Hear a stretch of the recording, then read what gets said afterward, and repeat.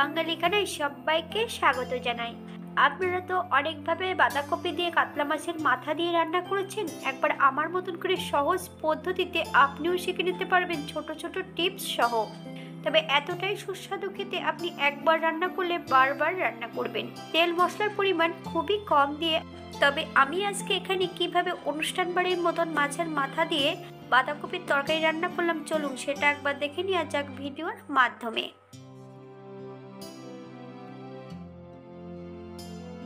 এখানে আমি মিডিয়াম সাইজের একটা বাঁধাকপির অর্ধেকটা বাঁধাকপি বেশ সরু সরু করে কেটে নিয়েছি। এই পর্যায়ে বাঁধাকপিগুলোকে আমি একটু ভাপিয়ে নেব। ভাপিয়ে নেওয়া মানে কিন্তু সেদ্ধ করা নয়। জলটা বেশ ভালো করে ফুটিয়ে নিয়ে গ্যাসের ফ্লেমটা অফ করে দিতে হবে। কোচানো বাঁধাকপিগুলো গরম জলের মধ্যে অ্যাড করে 5 মিনিট ঢাকা দিয়ে রেখে দিতে হবে। 5 মিনিট পর বাঁধাকপিগুলো জল থেকে তুলে নিতে হবে। বেশ ভালো করে জল ঝরিয়ে নিতে হবে। এই পর্যায়ে একটা কাতলা মাছের অর্ধেকটা মাথা আমি নিয়ে নিয়েছি। পরিষ্কার করে ধুয়ে রেখেছি। হাফ চামচ লবণ আর হাফ চামচ হলুদ গুঁড়ো মাছের মাথার গায়ে বেশ ভালো করে লাগিয়ে নিতে হবে। এই পর্যায়ে একটা কড়াইতে বেশ কিছুটা সাদা তেল অ্যাড করব। লবণ এবং হলুদ লাগানো মাছের মাথাটা বেশ উল্টে পাল্টে ভেজে নিতে হবে।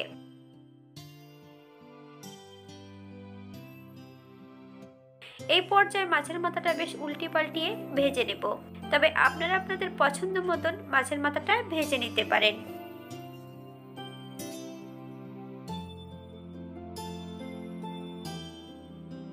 এই পর্যায়ে তেল থেকে মাছের মাথাটা তুলে নেব।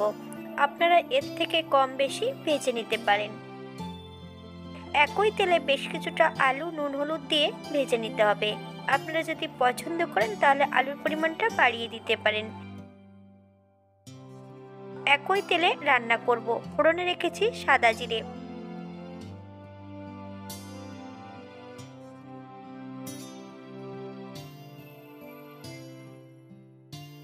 ফোড়ন থেকে সুগন্ধ বেরোলে মিডিয়াম সাইজের একটা টমেটোর অর্ধেকটা টমেটো এখানে ছোট ছোট টুকরো করে অ্যাড করব। আপনারা যদি পছন্দ করেন তাহলে টমেটোর পরিমাণটা বাড়িয়ে দিতে পারেন। টমেটো থেকে যতক্ষণ কাঁচা গন্ধ বেরোবে ততক্ষণ বেশ ভালো করে উল্টে পাল্টিয়ে ভেজে নেব। আমি এখানে কাঁচা লঙ্কা 3টে রেখেছি। আমি একটু চুই ঝাল অ্যাড করব, তাই লঙ্কার পরিমাণটা কম রেখেছি। আপনারা যদি পছন্দ করেন তাহলে পরিমাণে বাড়িয়ে দিতে পারেন। জিরে এবং ধনে বাটা 2 চামচ, 1 চামচ আদা বাটা। আদার পরিমাণটা আমি একটু বেশি রেখেছি। এখানে হাফ চামচ হলুদ গুঁড়ো। মাছের মাথা দিয়ে যখন রান্না করবেন তখন একটু আদা বাটাটা বেশি দিলে মাছের মাথার যে নিজস্ব গন্ধটা সেটা কিন্তু আর থাকবে না। মশলাটা বেশ ভালো করে ভেজে নেব। আমি রান্নাটা করছি মিডিয়াম আঁচে। এই পর্যায়ে মশলা ধোয়া বাটি থেকে সামান্য একটু জল অ্যাড করব। মশলা থেকে যতক্ষণ তেল না ছাড়ছে ততক্ষণ বেশ মশলাটা ভালো করে কষিয়ে নিতে হবে। মশলা কষানোর মাঝপথে আলু এবং মাছের মাথাটা অ্যাড করব। মাছের মাথা এবং আলু দিয়ে মশলা সহ বেশ ভালো করে কষিয়ে নিতে হবে, অথবা মশলা থেকে যতক্ষণ তেল না ছাড়ছে ততক্ষণ বেশ ভালো করে কষিয়ে নিতে হবে।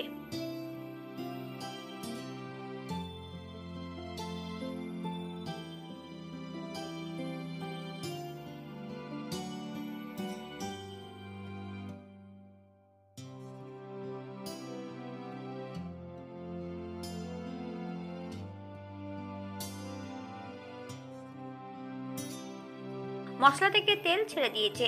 এই পর্যায়ে ভাপিয়ে রাখা সম্পূর্ণ বাঁধাকপি অ্যাড করব। হাই ফ্লেমে 3 থেকে 4 মিনিটের মতন প্রথমে রান্না করে নিতে হবে। কপি রান্নার প্রথম অবস্থাতেই আমি 2 টুকরো চুই ঝাল অ্যাড করব। আপনাদের কাছে যদি চুই ঝাল না থাকে গোটা গোলমরিচ হাফ ডাস্ট করে অ্যাড করতে পারেন। একদম মিহি করে গুঁড়োটা যখন অ্যাড করবেন স্বাদে কিন্তু সম্পূর্ণ আলাদা হবে। বাঙালি রান্না ঘরোয়া উপকরণ দিয়ে আপনাদের যদি রান্নাগুলো পছন্দ হয় তাহলে চ্যানেলটি সাবস্ক্রাইব করে দিয়ে পাশে থাকবেন। পাশে থাকা বেলটি বাজিয়ে দেবেন, নইলে নিত্য নতুন রান্নার নোটিফিকেশন পাবেন না। সকল বন্ধুদের কাছে বিনীত অনুরোধ রইল সম্পূর্ণ ভিডিওটি দেখার।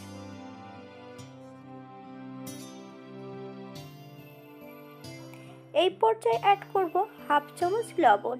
আপনার স্বাদ অনুসারে লবণ অ্যাড করবেন।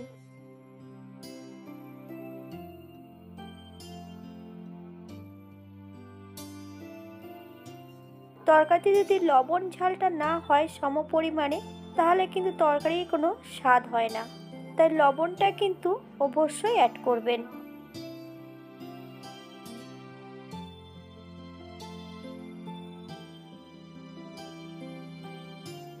এই পর্যায়ে 7 থেকে 8 মিনিটের মতন মিডিয়াম আঁচে ঢাকা দিয়ে রেখে দেব, যাতে আলু মাছের মাথাটা সেদ্ধ হয়ে যায়।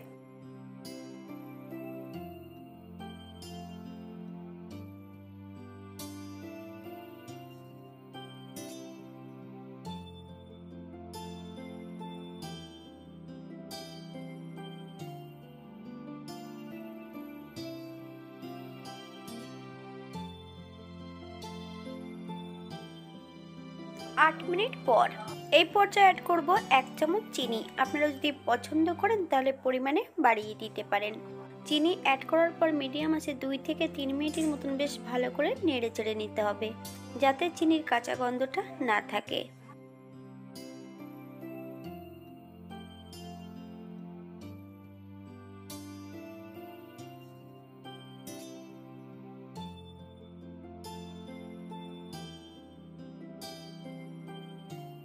এই পর্যায়ে অ্যাড করব 2 চামচ গরম মশলা বাটা। আপনারা যদি পছন্দ করেন তাহলে পরিমাণে বাড়িয়ে দিতে পারেন।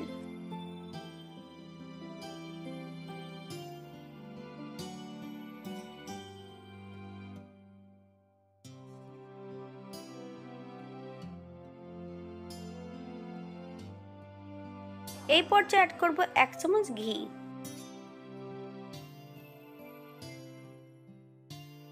গ্যাসের ফ্লেমটা অফ করে দিয়ে 5 মিনিটের জন্য স্ট্যান্ডিং টাইম দিতে হবে, তারপর সার্ভ করব। এটা দেখতে যেমন ভারী সুন্দর হচ্ছে, এটা খেতে কিন্তু অসম্ভব ভালো। আপনারা বাড়িতে একবার একই পদ্ধতিতে বানিয়ে নেবেন।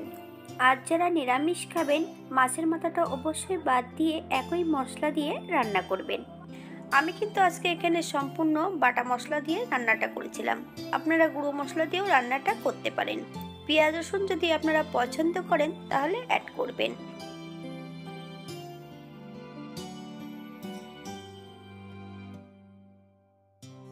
আজকের ভিডিওটি এই পর্যন্ত। সবাই সুস্থ থাকবেন, ভালো থাকবেন।